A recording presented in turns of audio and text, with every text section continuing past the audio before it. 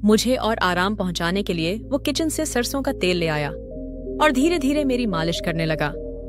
थोड़ी देर बाद वो मेरे कान के पास आकर बोला कि मालकिन, तेल से आपके कपड़े खराब हो जाएंगे। अगर आप बुरा ना मानो तो इनको खोल दूं? मैंने कहा कि तुम्हें जो करना है तुम कर सकते हो, तुम्हें तो मैंने किसी चीज के लिए मना नहीं किया है। उसके बाद मेरे नौकर ने मेरी पतली सी डोरी खोलकर मेरी पीठ की मालिश करना शुरू कर दिया। मालिश करते करते उसके हाथ इधर उधर भी लग रहे थे। थोड़ी देर बाद उसने वो सब करना शुरू कर दिया।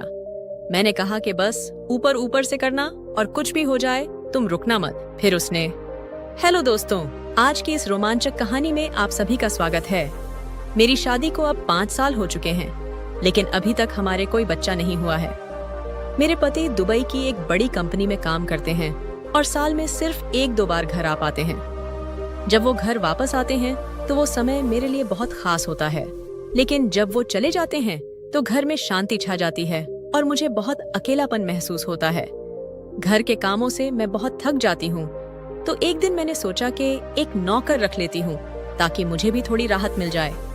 मैंने ये बात अपने पति को बताई तो उन्होंने भी अपनी सहमति दे दी। कुछ दिनों बाद मैंने राजू नाम के एक लड़के को अपने घर काम के लिए रख लिया। उसकी उम्र 18 साल थी और वो काफी मेहनती और ईमानदार था। राजू रोज मेरे घर के कामों में मेरी मदद करता था और समय समय पर मेरी थकान को देखकर मुझे आराम करने के लिए कहता था। एक दिन मैंने उससे कहा कि राजू, मेरे सिर में बहुत दर्द हो रहा है, क्या तुम मुझे थोड़ी मसाज दे सकते हो? मेरी बात सुनकर राजू सोच में पड़ गया था, लेकिन फिर मेरी हालत देखकर उसने मदद के लिए हामी भर दी। उस दिन के बाद से राजू ने मेरी मसाज करना शुरू कर दिया था और मैं उसके प्रति एक विशेष लगाव महसूस करने लगी थी। ये लगाव केवल एक नौकर और मालकिन के बीच का नहीं था, बल्कि कुछ ऐसा था जो मैं भी नहीं समझ पा रही थी। उसका हल्का सा स्पर्श भी मेरी सारी थकान मिटा देता था। कई बार जब वो मेरे पास आता था तो उसकी गर्म सांसों का एहसास मुझे कुछ अजीब सा महसूस कराता था, जैसे हम दोनों के बीच कोई अदृश्य डोर बंध गई हो। राजू की बातें बहुत सरल होती थीं, लेकिन उनमें एक गहराई होती थी। मुझे ऐसा लगता था जैसे कि वो मेरे अकेलेपन को समझता है। एक दिन राजू मुझसे बोला कि मैडम, आप हमेशा इतना काम क्यों करती हो? कभी कभी आराम भी कर लिया करो। मुझे उसकी बातों में एक सच्चाई और अपनापन महसूस हो रहा था। धीरे धीरे हम दोनों के बीच बातचीत और बढ़ गई और हम दोनों एक दूसरे के साथ सहज महसूस करने लगे। एक दिन जब राजू मेरी मसाज कर रहा था तो मेरे दिल में एक अजीब सी हलचल हुई। उसका स्पर्श धीरे धीरे मेरे गालों तक पहुंचा और मेरे मन में भावनाओं का सैलाब उमड़ने लगा, लेकिन उसी पल मैंने खुद को रोक लिया। मुझे एहसास हुआ कि ये जो भी था वो मेरे जीवन के संतुलन को बिगाड़ सकता है। मैं जानती थी कि राजू की नजरों में मेरे लिए बहुत आदर है। वो हमेशा मुझे सम्मान की दृष्टि से देखता है और मेरे प्रति कोई गलत भावना नहीं रखता है। हमें इस संबंध को केवल नौकर और मालकिन के रूप में ही रखना होगा। हमारे बीच कभी कुछ गलत नहीं हुआ था, लेकिन उस एक अनकहे एहसास ने हमें एक नया दृष्टिकोण दिया।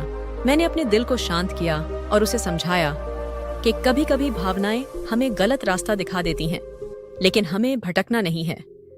राजू का मेरे घर में काम करना, मेरे आसपास घूमना मेरी जिंदगी का एक हिस्सा बन चुका था। वो न केवल मेरे घर के कामों में मदद करता था, बल्कि कई बार मेरे साथ बैठकर बातें भी करता था। एक दिन जब मैं बहुत थकी हुई थी तो मैंने उसे फिर से अपने कमरे में बुलाया और मसाज करने के लिए कहा। वो चुपचाप तेल ले आया और मेरी मसाज करने लगा। उसके स्पर्श से मुझे बहुत राहत मिल रहा था। उसकी उंगलियां जब मेरे सिर पर हल्के से टच हुईं, तो उसकी गर्म सांसें मेरे चेहरे के करीब महसूस हो रही थीं।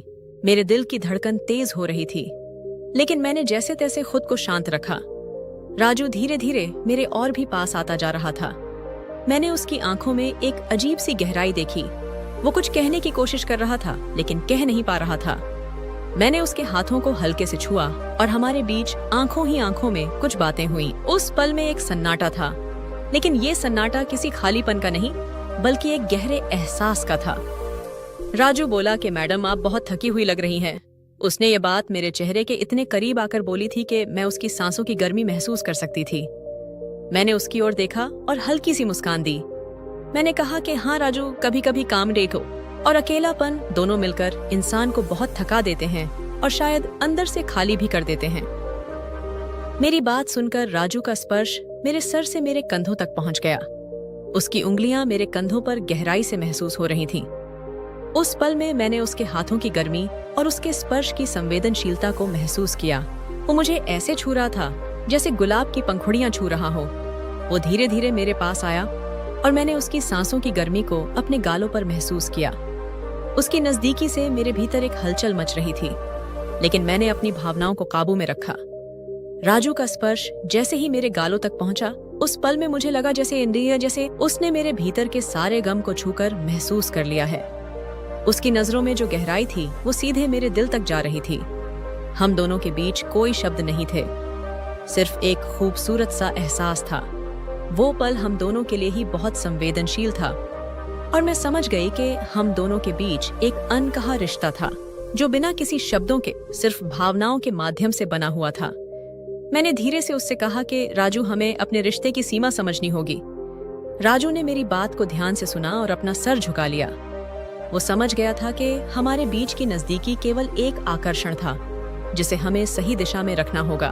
उसने धीरे से मेरे हाथों को छुआ और उसकी उंगलियों का स्पर्श फिर से मेरे दिल तक पहुंच गया। लेकिन इस बार ये स्पर्श सिर्फ रोमांटिक भावना का नहीं, बल्कि एक गहरे सम्मान का था। राजू के हाथों का स्पर्श मेरे अंदर एक नई हलचल पैदा कर रहा था। उसकी नजदीकी में जो ताजगी थी वो मेरे दिल की धड़कनों को तेज कर रही थी। मैंने अपनी आंखें बंद कर लीं क्योंकि मैं उसे पल की गहराई में डूब जाना चाहती थी। तभी राजू बोला कि मैडम, क्या आप कभी सपनों के बारे में सोचती हो? उसने ये बात बड़ी गंभीरता के साथ पूछी थी। मैंने अपनी आंखें खोली और उसके चेहरे को ध्यान से देखा। मैंने मुस्कुराते हुए उससे पूछा कि क्या तुम मेरी तरह एक साधारण सी जिंदगी जीने की सोचते हो? ऐसी जिंदगी जिसमें प्यार ना हो, या फिर ऐसी जिंदगी जिसमें आप किसी के साथ होकर भी अकेले हो? वो हैरान होकर मेरी तरफ देखने लगा और बोला कि मैडम, मैं सोचता हूँ कि हर किसी के पास अपने सपने होने चाहिए, क्योंकि हमें हमारे सपने ही इस दुनिया से अलग बनाते हैं। और प्यार तो हर एक इंसान को अपने आप से करना चाहिए।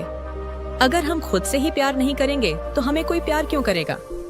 मैंने महसूस किया था कि हमारे बीच की ये सारी बातें केवल शब्दों का आदान प्रदान नहीं था, बल्कि हमारी भावनाओं की गहराई में उतरने का एक तरीका भी था। मैंने उससे पूछा कि राजू, तुम्हारे सपने क्या है? उसने मेरी आंखों में देखा और अचानक अपना कोह और बोला कि मैं बस इतना सोचता हूँ कि एक दिन मैं अपने सारे सपनों को पूरा करूंगा, लेकिन इस समय मैं आपके साथ यहाँ रहना चाहता हूँ और आपके सपने पूरे करवाने में आपकी मदद करना चाहता हूँ। उसके शब्दों ने मेरे दिल की धड़कनों को और तेज कर दिया था। उसकी उंगलियों का स्पर्श मेरे लिए एक नया एहसास था, जैसे वो मुझे अपनी पूरी दुनिया में खींच रहा हो। इसके बाद राजू मेरे पास आ गया। उसके चेहरे की गर्मी मेरे गालों को छू गई। मैंने उसके स्पर्श को महसूस किया और अचानक मैं उसके पास जाने के लिए तैयार हो गई। उसने धीरे से पूछा कि क्या हम इसे आगे बढ़ा सकते हैं? उसकी आवाज में एक गहराई थी जो मेरे दिल को छू गई। मैंने अपने दिल की धड़कनें सुनी। मैंने कहा कि हमें अपनी सीमाएं समझनी चाहिए, लेकिन मेरी आवाज में भी एक हल्की खामोशी थी। राजू ने मेरा हाथ कसकर पकड़ लिया और बोला कि मालकिन, कभी कभी हमें अपने दिल की बात भी सुननी चाहिए। क्या आप मेरे साथ इस अनोखे एहसास को जीना चाहोगी? उसकी आंखों में एक चमक थी जो मुझे उसकी ओर खींच रही थी। मेरे मन में एक युद्ध चल रहा था। एक ओर मेरी सारी जिम्मेदारियां थीं और दूसरी ओर मेरी वो इच्छाएं थीं जो कभी पूरी नहीं हुई थी। उसने फिर से मेरे गालों को छुआ। मैं उसकी गर्म सांसों को महसूस कर पा रही थी।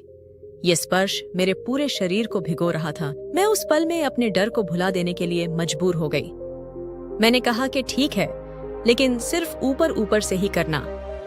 उसने मुझे अपनी ओर खींचा और उसके चेहरे पर हल्की सी मुस्कान आ गई। मैंने अपनी आंखें बंद कर लीं और उसकी गर्म सांसों को अपने चेहरे पर महसूस किया। मैंने धीमी आवाज में उससे कहा कि क्या तुम जानते हो, तुम्हारी ये बातें मेरे दिल को छू जाती हैं। मैं तुम्हारे साथ बिताए हर पल को अपने अंदर समेट लेना चाहती हूँ। उसने मेरा चेहरा अपने हाथों में लिया और कहा कि हमारी ये कहानी हमें कभी नहीं छोड़ सकती।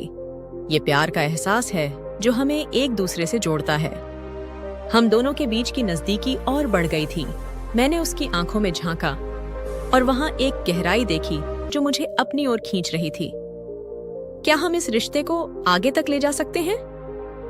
मैंने अपने दिल की धड़कनों को सुनते हुए पूछा तो उसने कहा कि हाँ, उसकी आवाज में गंभीरता थी, लेकिन ये हमेशा के लिए होना चाहिए। उसने फिर से मेरे गाल को छुआ और हमारी आंखें एक दूसरे में खो गईं। उस पल में सब कुछ ठहर सा गया था। हमारे बीच का ये एहसास गहरा होता गया और वक्त थम सा गया था। मुझे और आराम पहुंचाने के लिए वो किचन से सरसों का तेल ले आया और धीरे धीरे मेरी मालिश करने लगा। थोड़ी देर बाद वो मेरे कान के पास आकर बोला कि मालकिन, तेल से आपके कपड़े खराब हो जाएंगे। अगर आप बुरा न मानो तो इनको खोल दूं। मैंने कहा कि तुम्हें जो करना है तुम कर सकते हो। तुम्हें तो मैंने किसी चीज के लिए मना नहीं किया है। उसके बाद मेरे नौकर ने मेरी पतली सी डोरी खोलकर मेरी पीठ की मालिश करना शुरू कर दिया। मालिश करते करते उसके हाथ इधर उधर भी लग रहे थे। उसके स्पर्श से मैं फूल की तरह खिल रही थी। मुझे बहुत मजा आ रहा था और उन पलों की को सी थी। इस तरह खो गई कि मैंने खुद पर काबू करना बंद कर दिया। मेरे नौकर ने इस पल का पूरा फायदा उठाया और मुझे जन्नत की सैर करवा दी।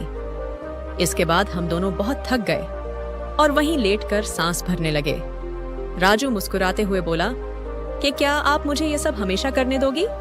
मैंने भी मुस्कुराते हुए कहा, हमेशा।